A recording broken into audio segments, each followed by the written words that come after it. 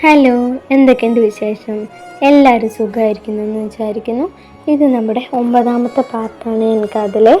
അപ്പോൾ കമൻ്റ് ഇടാനും സബ്സ്ക്രൈബ് ചെയ്യാനും മറക്കരുത് കേട്ടോ. എന്നാൽ നമുക്ക് സ്റ്റോറിയിലേക്ക് പോയാലോ?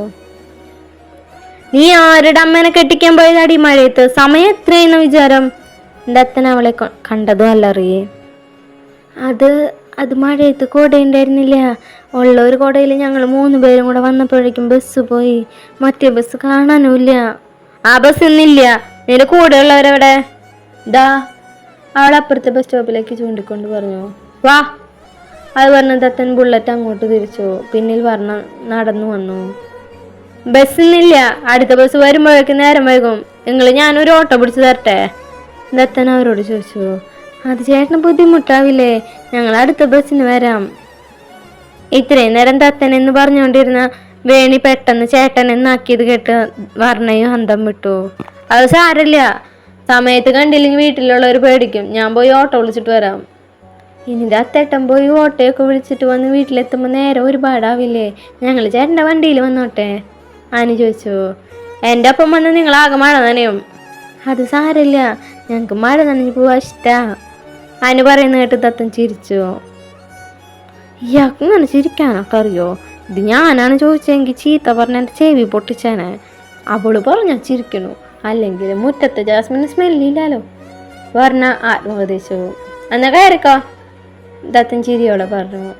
നമുക്ക് മഴ നനഞ്ഞ് പോവണ്ട വല്ല ആവശ്യമുണ്ടോ? ഓട്ടോയിൽ പോയാ പോരെ? പറഞ്ഞു ചോദിച്ചു. നിനക്കെന്താ പെണ്ണെ, നാട്ടിൽ ഒരേ പെമ്പിള്ളേർ ദത്തൻ്റെ വണ്ടിയിലൊന്ന് തൊടാൻ കുതിച്ച് നടക്കുക. അപ്പം അതിൽ കയറാൻ ഒരവസരം കിട്ടുമ്പോൾ കളയണ. നീ വരുന്നില്ലെങ്കിൽ വരണ്ട. കൂടെ ഉണ്ടല്ലോ, അതും പിടിച്ച് നടന്നു വന്നോ? വേണി പറഞ്ഞു. അയ്യടി മനമേ, അങ്ങനെ നിങ്ങൾ വണ്ടിയിൽ കയറി സൂഹിക്കണ്ട. അത് പറഞ്ഞ കൂടെ മടക്കി വർണ്ണ ദത്തൻ്റെ വണ്ടിയിൽ കയറി. അവൾക്ക് പിന്നിൽ അനുവും വേണിയും കയറിയതും ദത്തൻ വണ്ടി മുന്നോട്ടെടുത്തു. ദത്തേട്ടാ, നല്ല സ്പീഡിൽ പോണേ. പിന്നെ ആ കവലയിലെത്തുമ്പോൾ ഒന്ന് സ്പീഡ് കുറച്ചേക്ക്, എല്ലാവരും ഒന്ന് കാണട്ടേന്നേ. അനു പറഞ്ഞു. ദത്തൻ ചിരിച്ചോണ്ട് തലയാട്ടി. ഡി, നീ ഇത്ര മുറുകെ പിടിക്കണ്ട, കാര്യമൊന്നുമില്ല കേട്ടാ. നീ നടുവിലല്ലേ ഇരിക്കണേ, അപ്പൊ താഴെ വീഴില്ല. വേണി പതിയെ പറഞ്ഞപ്പോഴാണ് താൻ ദത്തനെ 2 കൈകൾ കൊണ്ട് ചുറ്റി പിടിച്ചിരിക്കാന്ന് വർണ്ണയും ഓർത്തത്. അത് സാരല്ല, അങ്ങനെ സഹിച്ചോളും. വർഷത്തിൽ ഒരിക്കലേ ഇങ്ങനെ ചാൻസ് കിട്ടുള്ളൂ. അത് ഞാൻ മുതലെടുക്കും. വർണ്ണ എന്നാ സുമ്മാവാ. അവൾ ദത്തൻ്റെ പുറത്ത് തല വെച്ച് ചായച്ചുകൊണ്ട് പറഞ്ഞു. ഇവനെന്ത് പെർഫ്യൂം യൂസ് ചെയ്യണോ, എന്താ മണം? അവൾ മനസ്സിലോർത്തു. പകുതി ദൂരെത്തിയപ്പോഴേക്കും അവർ മുഴുവനായി നനഞ്ഞിരുന്നു. കവലയിലുള്ള ആളുകൾ എല്ലാവരും അത്ഭുതത്തോടെ അവർ നോക്കുകയാണ്. അത് കണ്ട് അനുവും വെണിയും ഇതൊക്കെ എന്ത് എന്ന ഭാഗത്തിൽ ഒരു ലോഡ് പുച്ഛം വാരി വിതറി. വർണ്ണയും ഒട്ടും മോശം വരുത്തിയില്ല. മൂന്നിൻ്റെ ഇരിപ്പ് കണ്ടാൽ ആനപ്പുറത്തിരിക്കുന്ന എക്സ്പ്രഷനിലാണ്. മുഖത്ത് അനുവിൻ്റെയും വേണുവിൻ്റെയും വീട്ടിലാക്കിയ ശേഷം അവർ വീട്ടിലെത്തി. ദത്തൻ വേഗം അകത്ത് പോയി ഡ്രസ്സ് മാറ്റി. വർണ്ണ തോർത്തുകൊണ്ട് തല തോർത്തി മുടി കെട്ടിവെച്ചു. ബാഗ് നനഞ്ഞിട്ടുണ്ട്, പക്ഷെ ബുക്കുകൾ നനഞ്ഞിട്ടില്ല. ബാഗിലെ സാധനങ്ങളെല്ലാം പുറത്ത് വെച്ച് ബാഗ് ഉണക്കാനായി വെച്ചു. അപ്പോഴേക്കും ദത്തൻ ഡ്രസ്സ് മാറ്റി പുറത്തേക്ക് വന്നിരുന്നു. നീ എന്താ ഇത്ര നേരം ഡ്രസ്സ് മാറ്റിയില്ലേ? ഇല്ല, എന്തായാലും നനഞ്ഞു. അപ്പം മഴ ഒന്ന് കുറഞ്ഞിട്ട് കുളിച്ചിട്ട് ഡ്രസ്സ് മാറ്റാന്ന് കരുതി. മോജി, അതൊക്കെ അകത്ത് പോയി നനഞ്ഞ ഡ്രസ്സ് മാറ്റടി. ഓള് നാട്ടുകാർക്ക് ഫ്രീ ഷോ കാണിക്കാൻ നടക്കുക. ഈ കാലിനെ കൊണ്ട് ഞാൻ തോറ്റു. അവൾ വേഗം അകത്തേക്ക് ഓടിപ്പോയി ഡ്രസ്സ് മാറ്റി വന്നു. പുറത്തുനിന്നുള്ള സംസാരം കേട്ട് വർണ്ണ ജനലിലൂടെ നോക്കുമ്പോൾ മുറ്റത്ത് അമ്മായി നിൽക്കുന്നു. അമ്മായി! അവൾ ഓടിച്ചെന്ന് അവരെ കെട്ടിപ്പിടിച്ചു. മോളെ, ആമി ചേച്ചി വന്നില്ലേ? ഇല്ല, ഞാനിവിടെ സരിതയുടെ വീട്ടിലെ കുറി പൈസ അടയ്ക്കാൻ വന്നതാ. അങ്ങോട്ടേക്ക് പോകുമ്പോൾ അവിടെ ആരെയും കണ്ടില്ല, വീട് പൂട്ടിയിരിക്കുന്നു. അതാ തിരിച്ചു വരുമ്പോൾ കയറിയത്. അമ്മായി വായോ. അവർ അവരെയും വിളിച്ച് അകത്തേക്ക് കയറി. ദത്തൻ അവരെ നോക്കിയൊന്ന് പുഞ്ചിരിച്ച് അവർ തിരിച്ചു. അമ്മായി ഇരിക്കി, ഞാൻ ചായ എടുക്കാം. അത് പറഞ്ഞ് വർണ്ണ അകത്തേക്ക് പോയി. മൂന്ന് സുഖല്ലേ? ഇന്നലെ വീട്ടിൽ വന്നപ്പോൾ ഒന്നും ചോദിക്കാൻ പറ്റിയില്ല. അവർ തിണ്ണയിലിരുന്നുകൊണ്ട് ചോദിച്ചു. അത് പിന്നെ ഇന്നലെ കുറച്ച് തിരക്കുണ്ടായിരുന്നു, അതാ പെട്ടെന്ന് ഇറങ്ങി. അഭിജിത്ത് നാട്ടിൽ വരാറില്ലേ? ദത്തനത് ചോദിച്ചു. അവരുടെ മുഖം ഒന്ന് മങ്ങി. വർണ്ണയുടെ കല്യാണം കഴിഞ്ഞ് പിറ്റേന്ന് പോയതാ, പിന്നെ വന്നിട്ടില്ല. ചിലപ്പോൾ ഇനി ഉത്സവത്തിന് വരും. മൈ, ചായ റെഡി. അവർ 2 കൈയിലും ഓരോ ചായ ഗ്ലാസ് എടുത്തുകൊണ്ട് ദത്തനൊന്നും അമ്മായിക്കും കൊടുത്തു. നീ ചോറും കറിയൊക്കെ വയ്ക്കാൻ പഠിച്ചോ? കുറച്ചൊക്കെ പഠിച്ചു വരുന്നു. എൻ്റെ ചെടികളൊക്കെ എന്ത് പറയണു എന്ന് നനയ്ക്കുന്നുണ്ടല്ലോ അല്ലേ? നനയ്ക്കുന്ന കാര്യമൊക്കെ കണക്കാ. ഞാൻ വൈകുന്നേരം വരുമ്പോഴേക്കും ഒരു നേരവും. പിന്നെയുള്ളത് അമ്മയാണ്. അവൾ വല്ലപ്പോഴും നനച്ചാലായി. 1-2 ഉണങ്ങിപ്പോയി. പാവം, എന്നെ കാണാതെയായിരിക്കും. അടുത്ത മാസം അമ്മായി വരുമ്പോൾ ഇങ്ങോട്ടേക്ക് കൊണ്ടുവരാം. ചെടികളൊക്കെ നനയ്ക്കാൻ അവിടെ ആർക്കാ നേരം? വേണ്ട, ഞാൻ ഒരു ദിവസം ക്ലാസ് കഴിഞ്ഞിട്ട് ഞാൻ ആ വഴി വരാം. കുറച്ചു നേരം അവർ ഓരോന്ന് സംസാരിച്ചിരുന്നു. ദത്തൻ തൻ്റെ ഫോണിൽ നോക്കിയിരുന്നു. എന്നാ ഞാൻ ഇറങ്ങാൻ നോക്കട്ടെ. ഇപ്പം നല്ല മഴ ഒതുങ്ങിയിട്ടുണ്ട്. ഇനിയും വൈകിയ വീടത്തെ ഇരുട്ടാവും. അവർ ദത്തനെ നോക്കി പറഞ്ഞു. എന്നാ ശരി. ദത്തിന് മറുപടി പോലും പറയാൻ കഴിയാതെ ചുമക്കാൻ തുടങ്ങി. എന്താ മോനെ, വയ്യേ? അമ്മായി ആവലാദ്യോടെ ചോദിച്ചു. ഏയ് കുഴപ്പമില്ല, ചെറുതായി മഴ നനഞ്ഞു, അതാ. നന്നായി ഒന്ന് ആവി പിടിച്ചാൽ മതി. അല്ല, നീ മഴയൊന്നും കൊണ്ടില്ലല്ലോ അല്ലേ? മുറ്റത്ത് മഴ പെയ്താൽ മതി, അപ്പോഴേക്കും ഇവക്ക് പനി പിടിക്കും. മഴക്കാലം തുടങ്ങിയാൽ ഞാൻ വീടിന് പുറത്തു പോലും ഇറങ്ങാൻ സമ്മതിക്കില്ല ഇവളെ. ഇല്ല, ഞാൻ മഴയൊന്നും നനഞ്ഞില്ല. അത് പറഞ്ഞു കഴിഞ്ഞ് തുമ്മാൻ തുടങ്ങി. ഞാൻ പറഞ്ഞില്ലേ, മഴ കണ്ടാൽ മതി, അപ്പോഴേക്കും പെണ്ണിന് വയ്യാതാവും. വാ, ഞാൻ എന്തായാലും ആവി പിടിക്കാൻ ചൂടുവെള്ളമാക്കി തരാം. അത് പറഞ്ഞ അമ്മായി അവളെയും വിളിച്ച് അടുക്കളയിലേക്ക് നടന്നു. അമ്മായി ഒരു പാത്രത്തിൽ വെള്ളം പിടിച്ച് അടുപ്പത്ത് വെച്ചു. അതെല്ലാം നോക്കി പറഞ്ഞ സ്ലാബിന് മുകളിലിരുന്നു. മോൾക്ക് ഞാൻ 2000 രൂപ തന്നത് നീ ദത്തനോട് പറഞ്ഞാ? ആ, പറഞ്ഞു. അപ്പം അവൻ ഇന്നലെ വെറുതെ വന്നതല്ല അല്ലേ? എനിക്കും തോന്നി. എന്തമ്മായി? അവൻ എന്നോടൊന്നും പറഞ്ഞില്ലേ? ഇല്ല, ഇന്നലെ സന്ധ്യ നേരത്തെ അവൻ വീട്ടിൽ വന്നിരുന്നു. കുറച്ച് സാധനങ്ങളും പച്ചക്കറിയൊക്കെ ആയിട്ടാണ് വന്നേ. അത് കണ്ടിട്ട് ഞാനൊന്ന് ഞെട്ടി. ഇവിടേക്ക് സാധനങ്ങൾ വാങ്ങിച്ചപ്പോൾ കൂട്ടത്തിൽ വീട്ടിലേക്ക് കൂടെ വാങ്ങിച്ചാന്നാ പറഞ്ഞ്. ഇറങ്ങാൻ നേരം 2000 രൂപ കയ്യിൽ വെച്ച് തരികയും ചെയ്തു. ഞാൻ ഇന്നലെ അമ്മായി പൈസയുടെ കാര്യം പറഞ്ഞതത്തിനോട് എന്നെ കുറേ ചീത്തയും പറഞ്ഞു. അത് സാരല്ല, അവൻ പാവാൻ തോന്നുന്നു. എൻ്റെ കുട്ടിക്ക് ഇവിടെ സുഖാണോ? അതെ അമ്മായി, ദേ വെള്ളം തിളച്ചു. അവൾ അടുപ്പിലേക്ക് നോക്കിക്കൊണ്ട് പറഞ്ഞു. ഞാൻ മോളെ കാണാൻ മാത്രമല്ല ഒരു സാധനം തരാൻ കൂടിയാ വന്നേ. അത് പറഞ്ഞ അമ്മായി പേഴ്സിൽ നിന്ന് ഒരു കുഞ്ഞു ചെയിൻ പുറത്തെടുത്തു. ഇതെന്തമ്മായി? ഒരു സ്വർണ്ണ ചെയിനാണ്. ലോൺ അടച്ചപ്പോൾ ബാക്കി വന്ന പൈസ എങ്ങണ്ട് എടുത്തതാ. എൻ്റെ കുട്ടിക്ക് സ്വർണ്ണമായിട്ടൊന്നും തരാൻ പറ്റിയില്ലല്ലോ. അതൊന്നും വേണ്ട. ഈ പൈസ ഇല്ലാത്ത സമയത്ത് എന്തിനാവശ്യമില്ലാത്ത ഇതൊക്കെ വാങ്ങിയേ? ഇതമ്മയുടെ ഒരു സന്തോഷത്തിന്. അത് പറഞ്ഞ് അവളുടെ കഴുത്തിലിട്ട് കൊടുത്തു. ദത്തൻ അവൻ അമ്മയുടെ തടഞ്ഞുകൊണ്ട് പേടിയോടെ പറഞ്ഞു. അവനോട് ഞാൻ പറഞ്ഞോളാം. എൻ്റെ കുട്ടിക്ക് ഞാനൊരു മാല വാങ്ങിച്ചു തന്നതിന് അവൻ എന്നെ ചീത്ത പറയുമെന്ന് എനിക്കൊന്നും അറിയണമല്ലോ. അമ്മായി ചിരിയോടെ അടുപ്പത്തു നിന്നും വെള്ളം ഇറക്കി അതുമായി ഉമ്മറത്തേക്ക് നടന്നു. പിന്നാലെ പറഞ്ഞയും. ദത്ത, ദാ വെള്ളം, ആവി പിടിക്കേ. തുമ്മലും ജലദോഷമൊക്കെ മാറും. എന്നാ ഞാൻ ഇറങ്ങും കേട്ടോ. പിന്നെ ഞാൻ ഇവൾക്ക് ഒരു മാല കൊടുത്തിട്ടുണ്ട്. ഇനി അതിന് ഇവളെ വഴക്ക് പറയണ്ട. എൻ്റെ മോളായിട്ട് ശേഷം ആണ് നിന്റെ ഭാര്യയായത്. അപ്പോൾ ഇവളിൽ എനിക്ക് അവകാശങ്ങളുണ്ട്. അമ്മായി ചിരിയോടെ മുറ്റത്തേക്ക് ഇറങ്ങി. മഴ മുഴുവൻ പോയി. അവൾ അമ്മായിയെ യാത്രയാക്കാൻ പടി വരെ ചെന്നു. അവർ പോകുന്നു നോക്കി കുറച്ചു നേരം ദത്തൻ ഉമ്മർ തന്നെ ഇരുന്നു. ശേഷം അകത്തേക്ക് പോയി ഒരു പുതപ്പെടുത്തോണ്ട് വന്ന് നിലത്തിരുന്ന് ആവി പടയ്ക്കാൻ തുടങ്ങി. ദത്ത, അവൾ പുതപ്പിന് ഉള്ളിലേക്ക് തലയിട്ടുകൊണ്ട് വിളിച്ചു. എന്താടി? ഞാനും ഉണ്ട് ആവി പിടിക്കാൻ, എനിക്കും ജലദോഷ. അവൾ ചിരിയോടെ പറഞ്ഞ് പുതപ്പിൻ്റെ ഉള്ളിലേക്ക് കയറി. നീ ഇന്നലെ അമ്മി ചേച്ചിയുടെ വീട്ടിൽ പോയിരുന്നു അല്ലേ? അമ്മായി പറഞ്ഞു. നീ എന്തിനാ ഞാൻ വഴക്ക് പറഞ്ഞൊക്കെ അവരോട് പറഞ്ഞേ? ഞാൻ പറഞ്ഞതല്ല ദത്ത, അമ്മായി പറയിപ്പിച്ചതാ. അവൾ ഇടിച്ചുകൊണ്ട് പറഞ്ഞു. ഇവളത് എവിടെ പോയി? സമയം 10 മണി കഴിഞ്ഞല്ലോ. അല്ലെങ്കിൽ 1000 വട്ടം ദത്താന്ന് വച്ചു പിന്നാലെ നടക്കണതാ. കുറേ നേരമായിട്ടും പറഞ്ഞേ പുറത്ത് കാണാതായപ്പോൾ ദത്തൻ മുറിയിലേക്ക് വന്നു. ഡി എണീറ്റേ. പൊതിച്ചു മൂടി ഉറങ്ങുന്ന പറഞ്ഞേ അവൻ തട്ടി വിളിച്ചു. ഡി കളിക്കാതെ എണീറ്റ്, എനിക്ക് ദേഷ്യം വരുന്നുണ്ട്. പക്ഷെ വർണ്ണ എണീക്കുന്നില്ല. വർണ്ണ കണ്ണു നിർന്നേ. അവൻ അവളുടെ മുഖത്തേക്ക് തട്ടി വിളിച്ച പൊള്ളുന്ന പനി. മുറ്റത്ത് മഴ പെയ്താൽ മതി, അപ്പോഴേക്കും അവൾക്ക് പനി വരും. മഴക്കാലം തുടങ്ങി ഞാൻ വീടിന് പുറത്ത് പോലും ഇറങ്ങാൻ സമ്മതിക്കില്ല. അമ്മയുടെ വാക്കുകൾ അവൻ ഓർമ്മ വന്നു.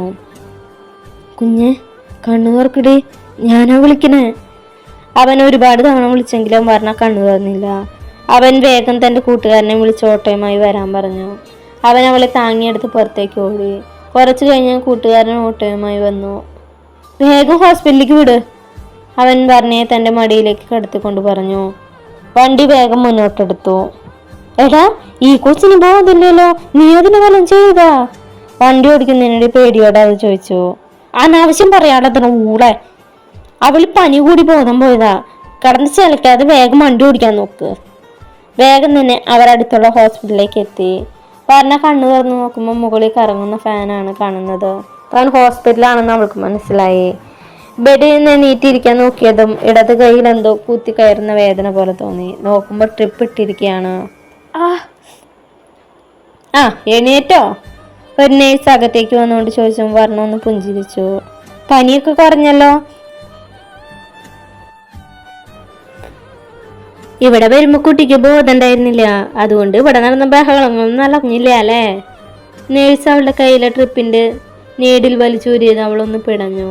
പേടിക്കണ്ട, ട്രിപ്പ് കഴിഞ്ഞു. നാളെ രാവിലെ ഡോക്ടർ വന്ന് ഡിസ്ചാർജ് ആവാം. തന്റെ ഭർത്താവ് ഇവിടെ എന്തോരം ബഹളായിരുന്നു എന്നറിയോ?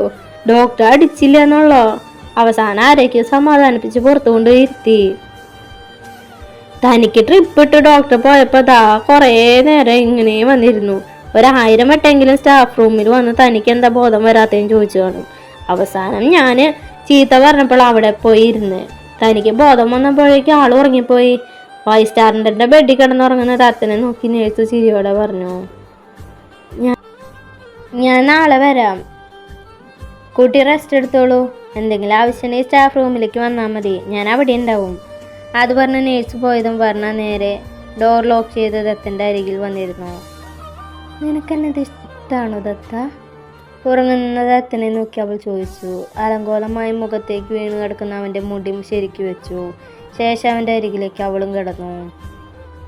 എനിക്ക് നിന്നെ ഇഷ്ടമാണ് ദത്ത, പക്ഷെ അതെന്ത് ഇഷ്ടമാണെന്നൊന്നും എനിക്കറിയില്ല.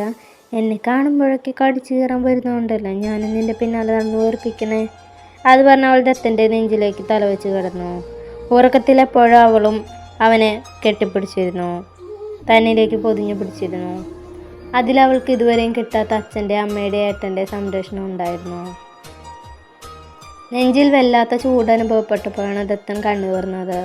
നോക്കുമ്പോൾ തൻ്റെ അരികിൽ കിടക്കുന്ന വർണ്ണ. അവൻ ഒരു പുഞ്ചിരിയോടെ അവളെ തൻ്റെ നെഞ്ചിലേക്ക് ചേർത്ത് പിടിച്ചു. പെട്ടെന്നാണ് അവന് സ്ഥലകാലബോധം വന്നത്. അവൻ വർണ്ണയെ തന്നെ നടത്തി മാറ്റിയതും അവളൊന്ന് ചിണുങ്ങിക്കൊണ്ട് അവനെ വീണ്ടും കെട്ടിപ്പിടിച്ചു. അവൻ വീണ്ടും അടർത്തി മാറ്റാൻ ശ്രമിച്ചുവെങ്കിലും വർണ്ണ സമ്മതിക്കുന്നില്ല. ഡി ദത്തൻ തൻ്റെ അവസാനത്തെ അടവായ കട്ടക്കലിപ്പ് പുറത്തെടുത്തു. അലറണ്ട ദത്ത, എനിക്ക് ചെവി കേൾക്കും, അവൾ കണ്ണടച്ചുകൊണ്ട് തന്നെ പറഞ്ഞു.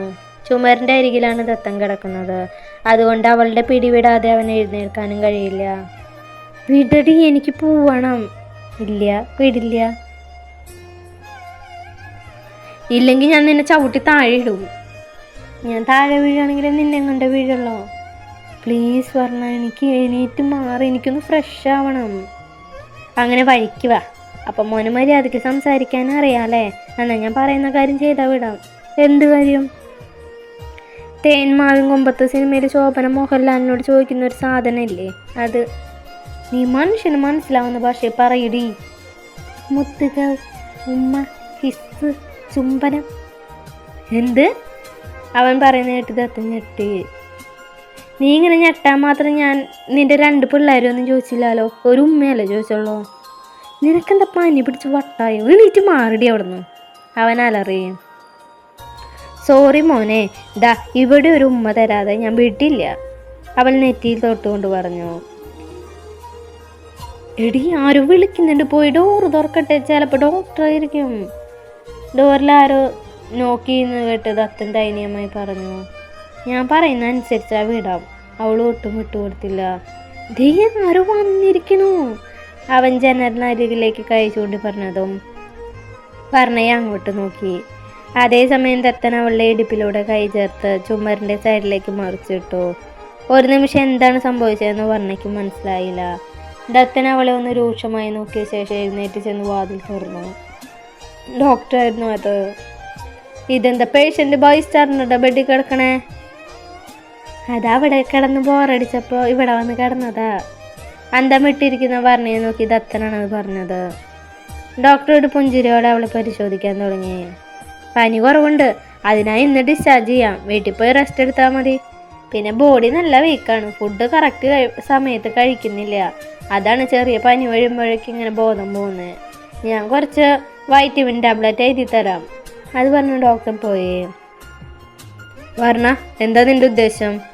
അവൻ ബെഡിലേക്ക് ഇരുന്നുകൊണ്ട് ചോദിച്ചു. എനിക്ക് വയ്യ തത്ത, കുറച്ച് നേരം കിടക്കണം, അവൾ ബെഡിലേക്ക് കടന്നുകൊണ്ട് പറഞ്ഞു. ശരിക്കും ഒരു ഉമ്മ മിസ്സായതിൻ്റെ സങ്കടത്തിലായിരുന്നു അവള്. ആ ഡോക്ടർ വന്നില്ലായിരുന്നെങ്കിൽ ഞാൻ എന്തെങ്കിലുമൊക്കെ പറഞ്ഞ് ഒരു ഉമ്മ വാങ്ങിയാനെ. ഇതിപ്പോൾ ഉമ്മ കിട്ടിയതുമില്ല, തത്തൻ്റെ മുന്നിലുള്ള വിലയും പോയി. അവൾ തിരിഞ്ഞ് കിടന്നുകൊണ്ട് പിറുപിറുത്തു. 10 മണിയോടുകൂടെ വർണ്ണയെ ഡിസ്ചാർജ് ചെയ്തു. അവൾ വീട്ടിലേക്ക് എത്തിയതും നേരെ ബെഡിലേക്ക് കിടന്നു. ഉച്ചയായപ്പോഴാണ് വർണ്ണ ഉറക്കം ഉണർന്നത്. കണ്ണു തുറന്നു നോക്കിയത് മുന്നിലായി ഒരു ചെയർ കോകിലിരിക്കുന്നു. വർണ്ണ ബെഡിൽ എണീറ്റിരുന്നതും കോകില ഫോണിൽ നിന്ന് തല ഉയർത്തി നോക്കി. ആ എണീറ്റോ? ടാബ്ലറ്റ് കഴിക്കാനുള്ളതല്ലേ, കഞ്ഞി എടുക്കട്ടെ? കോകില ചോദിച്ചു. വേണ്ട, കഞ്ഞി ഞാൻ ഉണ്ടാക്കിയിട്ടുണ്ട്, ഞാൻ വേഗം എടുത്തിട്ട് വരാം. എനിക്ക് വേണ്ട എന്നല്ലേ പറഞ്ഞ്? അത് കേട്ടതും കോകില ഫോൺ എടുത്ത് ആരെയോ വിളിച്ചു. ഡാ ദേവാ, നിന്റെ കെട്ടിയൊക്കെ കഴിക്കാനൊന്നും വേണ്ടാന്ന്. എനിക്ക് ദേഷ്യം വന്ന് ഞാൻ എല്ലാം വലിച്ചെറിഞ്ഞ് എൻ്റെ വീട്ടിലേക്ക് പോവും പുല്ല്, കോകില ദേഷ്യത്തിൽ പറഞ്ഞു. എന്നാ ദത്തന, ഫോൺ പറഞ്ഞേക്ക് നേരെ നീട്ടിക്കൊണ്ട് കോകില പറഞ്ഞു. അവൾ ഫോൺ വാങ്ങി. എന്താ പറഞ്ഞ ഫുഡ് കഴിക്കാത്ത? ശരിക്കും പനി മാറിയിട്ടില്ല എന്നറിഞ്ഞൂടെ? നീ എവിടെയാ ദത്ത? ഞാനൊരു അത്യാവശ്യത്തിന് പുറത്ത് വന്നിരിക്കുക. നീ ഫുഡും മെഡിസിനൊക്കെ കഴിക്കും, ഞാൻ വൈകുന്നേരം ആകുമ്പോഴേക്ക് എത്താം. അവളൊന്ന് മൂടി. ഫോൺ കോകിലയ്ക്ക് കൊടുക്ക്. ഞാൻ ഫോൺ കോകില വാങ്ങി. ദത്തൻ എന്തൊക്കെയോ പറഞ്ഞ് കോള് കട്ട് ചെയ്തു.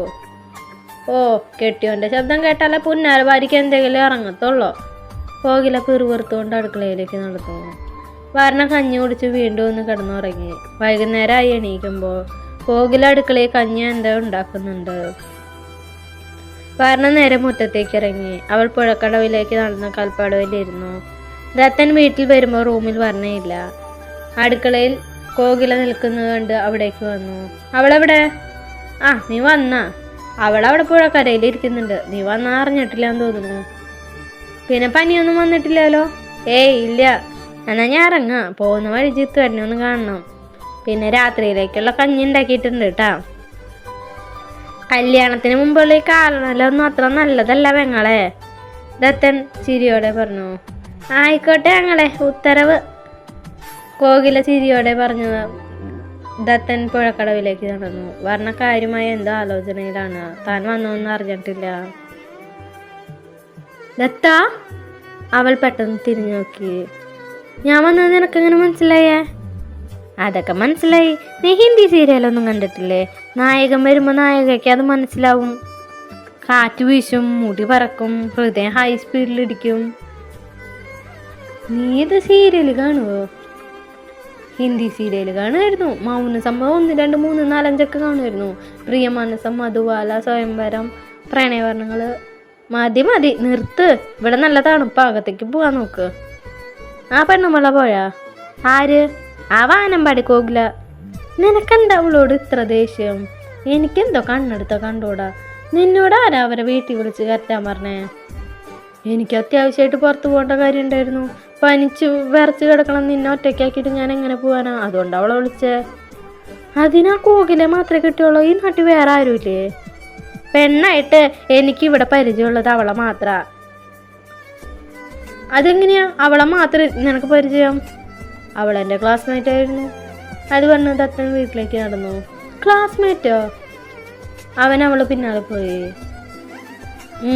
ഞാനും കോകിലും കോളേജിൽ ഒരുമിച്ചായിരുന്നു. അതിന് നിങ്ങൾ കോളേജിലൊക്കെ പോയിട്ടുണ്ടോ? അതെന്താ, നിനക്ക് തറവാട് സ്വത്തായിട്ട് കിട്ടിയതാണോ കോളേജ്? എനിക്കും പൊക്കൂടെ? കോകില കോളേജിൽ പഠിച്ചിരുന്നു പറഞ്ഞൊക്കെ അറിയായിരുന്നു. പക്ഷേ ദത്തൻ്റെ കാര്യം അവൾക്ക് വിശ്വസിക്കാൻ കഴിഞ്ഞില്ല. അപ്പം നിങ്ങൾ ഏതുവരെ പഠിച്ചു? പി ജി ഏതെടുത്ത്? MSc maths. മാത്സാ? അത് കേട്ടതും പറഞ്ഞയുടെ കിളികളെല്ലാം പറന്നു പോയിരുന്നു. അതെന്താ, ഞാൻ മാത്സ് എടുത്തപ്പോൾ ഒന്നില്ലേ? വായം പൊളിച്ച് നിൽക്കാതെ അകത്ത് കയറി പോടി കൂരട്ടെ. അത് പറഞ്ഞ് ദത്തൻ റൂമിലേക്ക് പോയി. അപ്പോൾ ഇന്നത്തെ പാട്ട് കഴിഞ്ഞു. റേറ്റിങ്ങും കമൻ്റ് എല്ലാം ഇട്ടോളൂ കേട്ടോ. അപ്പോൾ ബൈ, താങ്ക് യു.